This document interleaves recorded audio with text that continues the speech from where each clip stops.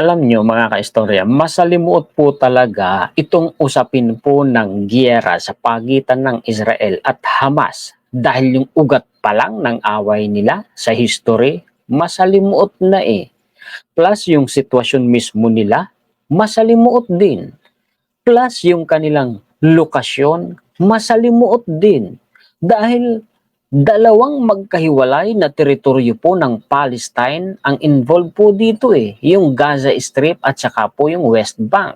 At involved siyempre Israel. Tingnan nyo, bigyan ko kayo ng para ma-visualize nyo. Nakikita nyo, kung nakikita po ninyo sa mapa, kung search po ninyo kahit sa Google, yung mapa po ng bansa ng Israel de hubay pahabayan, mga kaistorya. Sa bandang kaliwa, mga kaistorya, sa may Mediterranean Sea, nandyan po yung Gaza Strip. Sa bandang kanan naman, sa kabila, sa may bandang Jordan, nandyan naman po yung West Bank.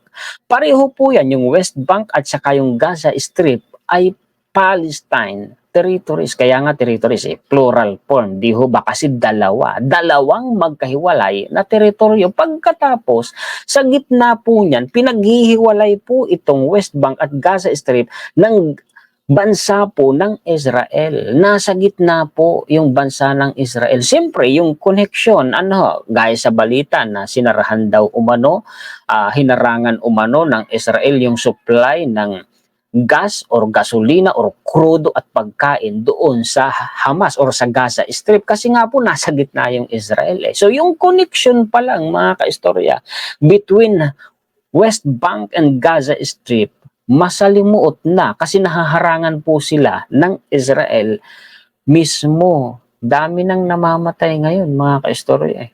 Sa giyera po ng Israel at Hamas. Sa Israel pa lang nasa 900 katao na yung namatay at ang nasugatan nasa 2,600 katao.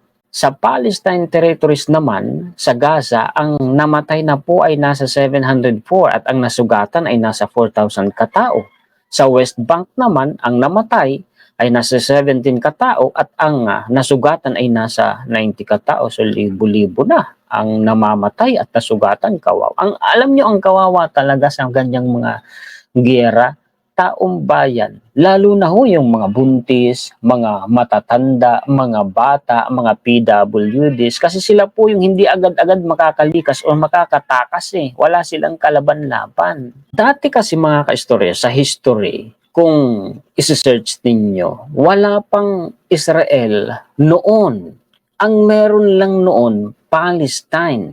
Sa loob po ng Palestine, dalawang lahi ang magkasamang namumuhay, magkaibang lahi, magkaibang relihiyon, mga Arabs at mga Jewish o mga Arabo, Muslim, at mga Hudyo. Noon hong 1947, hinati po yan in favor of the Jewish and the Arabs. Hinati po yan sa pamamagitan po nung tinatawag na 1947 United Nations Partition Plan, kung saan doon po mga kaistorya yung bansang Israel nagkaroon na at yun ay para sa mga Jewish at para naman po sa mga Arabs ay yun naman pong Palestine territories. Yung pagkakahati na yun ng Palestine, naging Palestine territories at Israel, tinutulan po yun ng mga Arabs. Yun ang naging simula ng malaking away po nila. Saysay na po natin. Israel, Gaza, what is Hamas? Why is it in conflict with the Israelis and why has it attacked now? Ayan na, yung topic na po natin mga kaistorya. Ano ba kasi itong Hamas? Ano ba itong, tingnan nyo, tuloy-tuloy palakihin ko mga kaistorya. Ano ba ang Hamas? Hamas is the political organization that administers the Gaza Strip in charge of 2 million people. So yung Hamas daw po ang in charge sa 2 million people sa Gaza Strip. Isa umano yang political organization. It was created in 1987 during an uprising against Israeli occupation of Gaza in the West Bank. So naitatag umano ang Hamas noong 1987. Hamas or its military wing, the Al-Qassam Brigades. So may military wing pala itong Hamas kasi mga kaistorya, kumbaga ang political organization o kumbaga mga kaistorya, partido o namamahala kumbaga parang gobyerno nila ay yung Hamas at meron silang military wing o parang armed force po nila ang Al-Qassam Brigades are designated terrorist by Israel and most Western countries, so on and so forth. So sila po ay dineklarang terorista po ng Amerika at ng mga bansa po sa Europe. Others, however, see it as the legitimate administration in the territory. So yun nga, sila yung itinuturing na gobyerno sa Palestine territories, including Iran, which is one of the group's major backers, and the Shia Islamist group Hezbollah in Lebanon. So sinusuportahan po sila at tinutulungan umano ng Iran at saka po ng Lebanon. Ganun pala yun mga kaistorya. Yun pala yung history nun. Eto, tingnan ninyo sa mapa mga kaistorya. Yung pula, yan po ang Palestine territories. At yung orange mga kaistorya, yan naman po yung Israel. Kaya nga gaya ng sinasabi ko sa inyo kanina, dalawang magkahiwalay na teritoryo na pag-aari ng Palestine. Yung pula, yung West Bank at saka yung Gaza Strip. Ito, Mediterranean Sea kung nakikita ninyo. Ayan. Tapos nasa gitna, Israel. Ganyan po kasalimuot ang lokasyon po nila. Nagigets nyo na mga kaistorya. In 1987, Hamas, an acronym for Harakat al-Mukawama al-Islamiyah, yun pala yung meaning mga kaistorya ng Hamas. Sa English, ang ibig sabihin niya Islamic Resistance Movement, a political group with military capabilities, was launched by Palestinian cleric Sheikh Ahmed Yassin as a political arm of the Muslim Brotherhood, a transnational Sunni Islamist organization. Ngayon, sa parte na ito, mga kaistorya, dito na natin unti-unting maiintindihan yung masalimuot na ugat ng away ng Hamas at saka po ng Israel. In 1947, the United Nations voted to divide Palestine into separate Jewish and Arab state. Pinagbutuhan na sa United Nations noong 1947 ang pagkakahati po ng Palestine para sa Jewish at sa mga Arab state, with Jerusalem under international administration. The Jewish leadership embraced the plan. So pumabor sa decision po ng United Nations ang mga Hudyo. Kaya lang tumutol naman po ang mga Arabs, yung mga Muslims. Ito pa ang isa pa nating referensya mga kaistorya. United Nations Resolution 181. Yan na pong resolution na yan mga kaistorya ang naghahati po sa Palestine. Anong sabi dito? United Nations Resolution 181. Also known as the 1947 UN Partition Plan. This is a General Assembly resolution divided the territory of British Mandate Palestine kasi naging sakop po ng Britanya dati yan mga kaistorya yung Palestine into a Jewish and Arab state with Jerusalem as an internationalized city. It was the first instance of overt international support for a Jewish state in Palestine, although previous British documents and declaration paved the way for international recognition. The plan passed on November 29, 1947 with 33 in favor, 13 against, 10 abstentions, and 1 absent, made possible by support of both the United States and the Soviet Union. So kasama po pala dyan ang Russia na noon ay Soviet Union pa and the Cold War allies. Zionist o yun pong mga Hudyo, leaders actively lobbied for plan which they stood for gain from as the minority population striving to build a Jewish nation state, while the Arab League and Palestinian leaders rejected it and called for a general strike, considering the establishment of the Jewish state to be illegitimate. Hindi po kinikilala ng mga Arab po yung pagkakatatag po ng Israel. And an injustice to the majority Arab populations. Okay, ito po yan. Kasi sabi, tingnan daw po natin yung United Nations Partition Plan. Ito po, nakuha ko po yung isang referensya mga kaistorya. Ayan yun. United Nations General Assembly, the question of Palestine. Basahin po natin. The Palestine and General Assembly. The General Assembly is the main deliberative organ of the United Nations. Itong sabi po dito mga kaistorya. The question of Palestine was first brought before the General Assembly in 1947 by Resolution 181, yung pinaliwanag ko sa inyo kanina, close and open parenthesis. 2. The Assembly decided to partition Palestine into 2 states. Hinati po sa 2 estado na yung Palestine. Kaya nga sabi ko sa inyo mga kaistorya, dati walang Israel.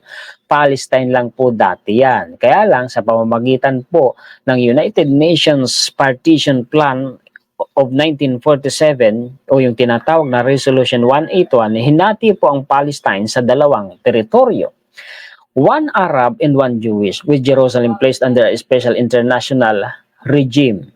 After the 1948 war, the assembly by Resolution 194, so on and so forth. So yan po pala mga kaistorya ang dahilan kung bakit nahati ang Palestine sa Israel at Palestine territories. Yan po pala mga kaistorya yung tinatawag na 1947 United Nations Partition Plan or United Nations Resolution 181. Sana hindi po kayo nalilito. Ano? Kasi sabi ko sa inyo, masalimuot ang usapin na ito. Ito pa ang isa pa nating referensya. Creation of Israel. Ito na po yung nagdeklara po ang Israel ng kasarinlan po nila. Ito po yung legit ha, Office of the Historian po ito, Department of State, United States of America. Legit po itong mga referensya natin mga kaistorya ha. Creation of Israel 1948. On May 14, 1948, David Ben-Gurion, the head of the Jewish Agency, proclaimed the establishment of the State of Israel. Prinoklaman na po nila mga kaistorya ang pagkakatatag ng Estado ng Israel. US President Harry Truman recognized the new nation on the same day. So sa araw ding iyon ay kinlala ng Amerika ang pagkakatatag po ng Estado ng Israel. Ayun, yun pala ang history noon. Ano ho, mga kaistorya? Ito pa. What is the Gaza Strip para maintindihan po ninyo yung Gaza Strip at saka po yung West Bank. The Gaza Strip refers to a narrow strip of land wedged between Israel and Egypt of the Mediterranean Sea that is roughly the size of Washington, D.C., occupied in turn by the Ottoman Empire and then the British Empire. It forms the smaller of two Palestinian territories.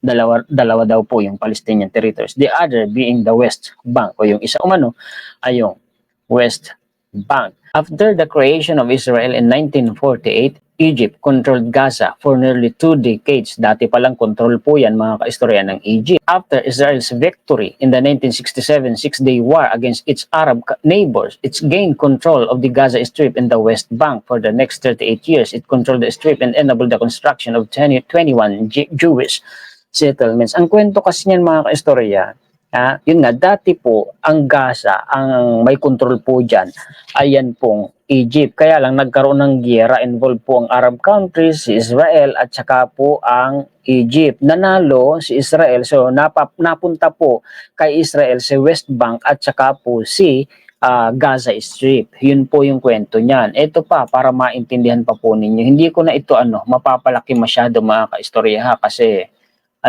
medyo babasahin ko na lang sa inyo para maintindihan po ninyo at makarelate po kayo kahit paano. Yan ay pinakamalaki siguro na maibibigay ko sa inyo.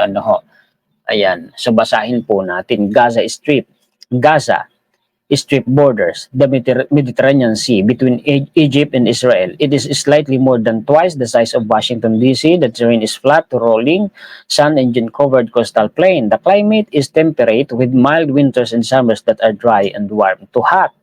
Inhabited since at least the 15th century BC, Gaza has been dominated by many different peoples and empires throughout in history, so on and so forth. In late 2005, Israel withdrew all of its settlers and soldiers and dismantled its military facilities in the Gaza. So, umalis na dun sa Gaza ang pwersa po ng Israel but continues to control maritime, airspace, and other access. In early 2006, the Islamic Resistance Movement Hamas won the Palestinian Legislative Council election and took control of the Palestine government. Brief periods of increased violence between noon palang 2006, kumbaga nanalo sa isang eleksyon itong Hamas at sila nga po ang naging kumbaga mga kaistorya, sila na yung namuno sa gobyerno. Ito pa ang isa pang referensya para mas maintindihan natin mga kaistorya. Palakihin ko uli kasi wala na akong magagawa. Ito na talagang pinakamalaki niya mga kaistorya. Tingnan nyo naman, di ba? So ganito na lang mga kaistorya. Yan na po yung pinakamalaking maibibigay ko sa inyo. Kasi pag zoom in ko pa yan, nawawala na lumalabas na po sa window yung text niya. Babasahin ko na lang sa inyo. Pasensya na sa kumakahol at tumitilaok na manok ni kapitbahay. Wala po ako magagawa dyan. Hindi yun akin. The Gaza Strip and the West Bank are two Palestinian territories that were part of Mandate Palestine. Yung West Bank daw po at Gaza Strip, and were captured by Israel during the Six-Day War in 1967. There are over 5 million Palestinian combined living in the two territories. Ganun ba? Pag pinagsama raw po pala mga kaistorya ang populasyon ng West Bank at saka ng Gaza Strip, ang total number of population is 5 million Palestinians. Million din The Gaza Strip is 140 square miles of land located in the southwest corner of Israel along the coast of Mediterranean Sea. It also shares a border with Egypt to the south. The West Bank is another area and land located within the country of Israel. But it is much larger than the Gaza Strip at 2,173 square miles. The West Bank stretches across the eastern border of Israel along the west bank of the Jordan River. Kaya nga sabi ko sa inyo, nasa may bandang Jordan yung West Bank And most of the Dead Sea, thus how it received its name. The holy city of Jerusalem is considered by international law as part of the West Bank, with East Jerusalem being claimed as the capital by both Israelis and Palestine. Pati capital, pinag-aagawan pala nila yung Jerusalem. Pareho nilang kiniklaim na yun ang capital nila. So, magulo nga talaga, hindi sila magkakaintindihan. In 1967, Israel, Egypt, Jordan, and Syria were involved in a military struggle. Yan nga po yung nagyera Ang involved pala doon, Israel, Egypt, Jordan, at Syria. Most commonly known as the Six-Day War, yun nga, yung 6 na araw na nagyera sila. Up until that point, the Gaza Strip had been under Egypt's control. Nung time na yon, ang Gaza Strip ay nasa control pa ng Egypt, pati na po ang West Bank, under ng Jordan, nasa Jordan, However, after the Six-Day War, both the Gaza Strip and the West Bank were seized by Israel. Nakuha ng Israel yung West Bank at saka po yung Gaza Strip pagkatapos ng digmaan na yun. 6 na araw na digmaan noong 1967. There has been a conflict over the specific territories of the Gaza Strip and the West Bank for over 100 years. Matagal na rin pala silang nag-aaway. Dating back even before Israel became a country, since the Six-Day War, through the tension between Israelis and Palestinians living in the territories has been constant, often ending in violence because Israel controls all access into the Gaza Strip and the West Bank. Palestinians living there are under military occupation and are subject to Israeli restriction, often depending on aid for food, water, and supply. The Palestinian children, so on and so forth. Ganun ba? Alam niyo, kahit pa ang Gaza Strip ay sa kamay ng Hamas o ng Palestine yung control. Ang sabi rin po sa balita, sa isang referensya na akin pong nabasa, kung sa pagkakantanda ko, hindi ako nagkakamali, yung karagatan, sa Mediterranean, sa harap ng Gaza Strip at maging yung kalawakan, yung himpapawid ng Gaza Strip, kontrolado ng Israel, nasa kontrol ng Israel. Kumbaga, sa Palestine yung lupa, yun namang dagat at himpapawid sa Israel. So magulo nga, hindi sila magkakaintindihan. Yun po yung ugat at dahilan ng away po nila, mga kaistorya. Ito na kaya yun pong sinasabing palatandaan o senyales na malapit na ang katapusan ng mundo or end of the world. Kasi kung babasahin po natin, mga kaistorya, sa Bible, kahit po kung may Bible ka niyan, basahin po ninyo, o kaya i-google ninyo, kahit sa Google, mababasa po ninyo yan. Yung Mateo 24:3, mula po doon sa versikulo 3, ulitin natin, Mateo 24:3, pababa. Sinasabi po doon yung time na tinanong ng mga apostoles ang Panginoong Hesukristo kung ano ang palatandaan ng ikalawang pagparito ng Panginoong Hesukristo. Alam natin na yung sinasabing ikalawang pagparito, yun na po yung Judgment Day. Yung ikalawang pagparito ng Panginoong Hesukristo. End of the world na po yun. So may mga ibinigay na palatandaan bago mangyari yun. Basahin po ninyo sa mga naniniwala po dyan sa Bible, basahin po ninyo sa Bible. Kaya i-google po ninyo. Mateo 24:3. Ang sagot po ng Panginoong Hesukristo doon, tayo ika ay makakabalita o makakarinig ng mga digmaan o mga labanan sa pagitan ng mga bansa at mga kaharian na totoo naman pong nangyayari ngayon sa panahon natin.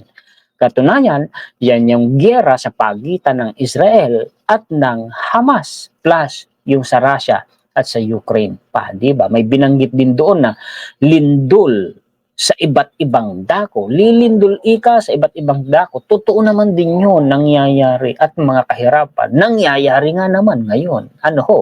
Sa palagay ninyo, mga kaistorya, paki-comment po dyan. Kasi kami, mga kaistorya, sa amin pong charts, talaga kaming naniniwala po, ano ho, sa Bible. At naniniwala kami sa mga sinabing yun ng Panginoong Hesus Kristo. At naniniwala po kami sa end of the world o yung tinatawag na Judgment Day o yung ikalawang pagparito ng Panginoong Hesus Kristo. Meron po talaga na ganoon, ano ho, mga kaistorya. You better search for the true church, mga kaistorya, ha?